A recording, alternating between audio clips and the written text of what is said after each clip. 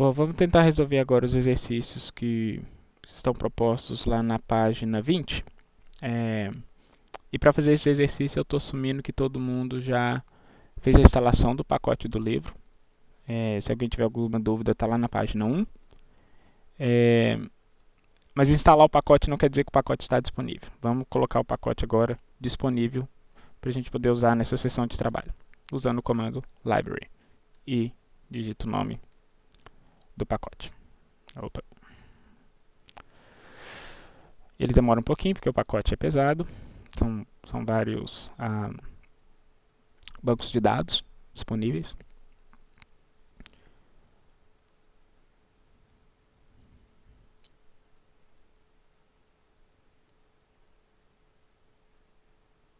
There you go.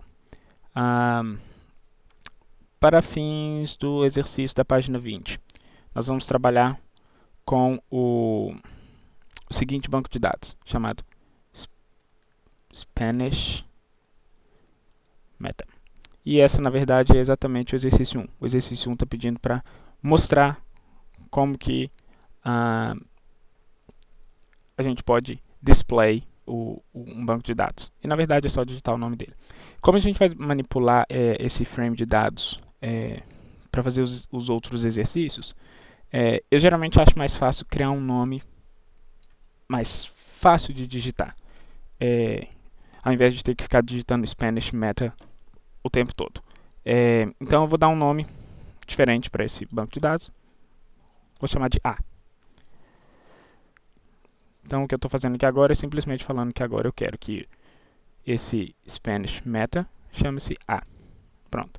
Se eu digitar agora A, eu vou ter exatamente o mesmo banco de dados. Vamos entender esse frame de dados rapidamente. Eu tenho 1, 2, 3, 4, 5, 6 variáveis. Dessas 6 variáveis, eu tenho 2 variáveis que são variáveis categoriais, variáveis fatoriais, e eu tenho as outras que são variáveis numéricas. Provavelmente essa não, mas a gente vai ver. Primeira coisa que o exercício está pedindo como que a gente extrai os nomes das colunas. Nesse caso aqui, a gente já sabe que, como a gente colocou os dados disponíveis na tela, a gente sabe que nós temos 1, 2, 3, 4, 5, 6 colunas e a gente está vendo o nome delas. Mas pode ser que você vai trabalhar com um frame de dados que tem assim 120 colunas diferentes. Então fica difícil de mostrar essas 120 colunas numa janela só do R. Então, para você ter acesso aos nomes das colunas de uma forma mais fácil, você pode utilizar o comando callNames. E simplesmente o que você está falando é o seguinte: me dá o nome das colunas de quê? Do frame de dados A. E voilà. Eu tenho aqui agora que esse frame de dados, eu tenho as colunas autor, ano de nascimento, o nome do texto, data de publicação, número de palavras e o nome completo do autor. O exercício 2 está pedindo para calcular quantos textos diferentes eu tenho disponível para cada autor. Basicamente o que ele está perguntando é esse aqui. Cada um desse aqui é um texto. Quantos desses aqui que eu tenho para autor, para o autor C, para o autor M, para o autor V? Como esse frame de dados é pequenininho, eu posso contar. 1, 2, 3, 4, 5 para o autor C, 1, 2, 3, 4, 5 para o autor M, 1, 2, 3, 4, 5 para o autor V. Mas essa pode ser uma tarefa difícil ou quase impossível de fazer se você tiver um frame de dados muito grande. Então, na verdade, a primeira coisa que você faz quando você tem um frame de dados desse tipo, você pede um summary desse frame de dados. Nesse summary, você vai ter um summary de cada uma das variáveis. Então, aqui nesse caso, a gente tem só 5 colunas. Você vai ter 1, 2, 3, 4, 5, 6. 6 colunas. Você vai ter a informação, uma informação sucinta de cada uma dessas colunas. E aqui, por autor, a gente sabe, então, que tem 5 coisas, 5 pedaços de informação com relação ao autor C, 5 com relação ao autor M e 5 com relação ao autor V. Existe outra forma de conseguir esse mesmo tipo de informação? Obviamente que sim. Essa é uma das vantagens do programa R, que você consegue, como é uma linguagem de programação, você consegue obter a mesma informação de diferentes maneiras. Tá?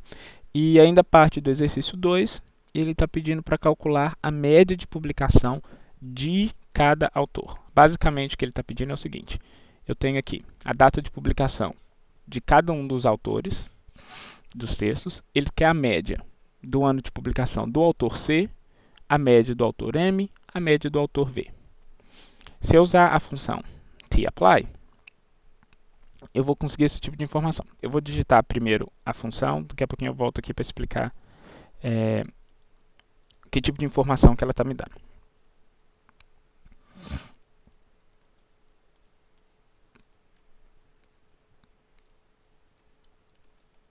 Ok, que tipo de informação que essa função está me dando? Quais são os argumentos que ela usa?